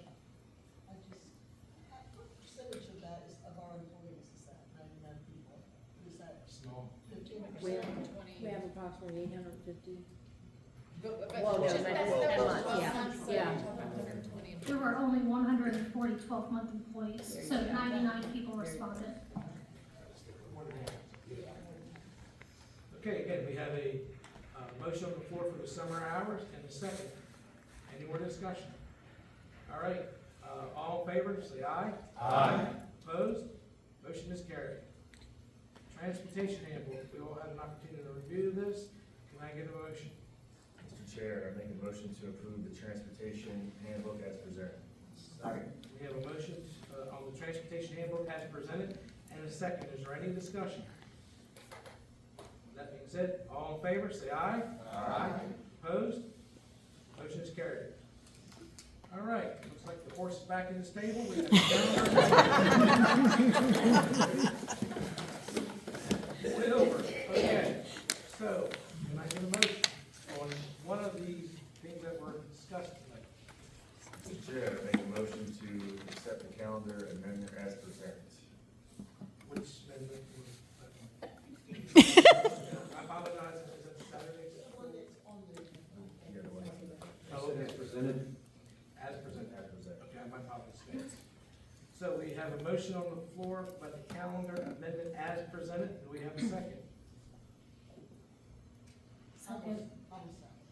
Okay, we have a motion on the floor for the calendar amendment as presented and a second. Is there any more discussion? If not?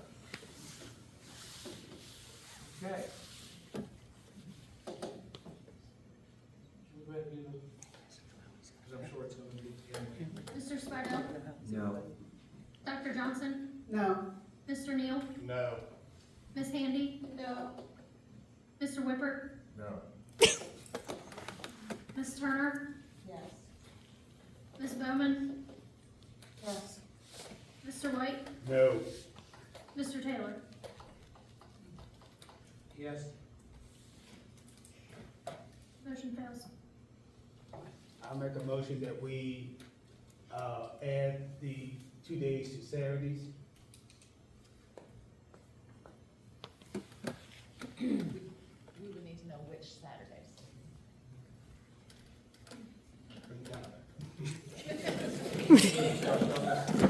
Dr. Wilson, we have a second. Somebody second? We have a second. I'll second. Okay, so we have a motion on the floor for adding Saturdays, which we'll get into, and we have a second. Mr. Slidell. Our discussion was on trying to pick the Saturdays right at this moment. Do we need to pick them, like right now, we just said we're gonna make them up on Saturday. So I guess the question is, if this gets approved, do we necessarily have to approve it with Saturday? With this Yes. meeting? Because we have to, because of testing and stuff like that, so we do have to take the moment to figure out which Saturday, so we want to take this motion, we have to give it a few minutes. Would that recommendation come from this board, or would it come from central office? Because the first recommendation came from central office, because they have the data. Well, I think they're looking into. Oh, I'm sorry. My secondary recommendation was add it to the end of school. Very end. But the motion we have right now Is for Saturdays, but Yes. we gotta look at that, because we've got after, we're in after should we take a prom. recess, give you all a few moments to do this? That's fine. Can I get a motion? Well, we have that on the floor, so can we strike that for? Can we cancel the motion to after the break? All in favor? All in favor, aye. Can I get a motion for a brief recess to give our central office team a minute to review some Saturday? Mr. Chair, I make a motion for a short recess. We have a motion for a short recess and a second. Any discussion? I don't think so. Okay, let's have a vote. All in favor? Aye. Opposed? Thank you all for your patience.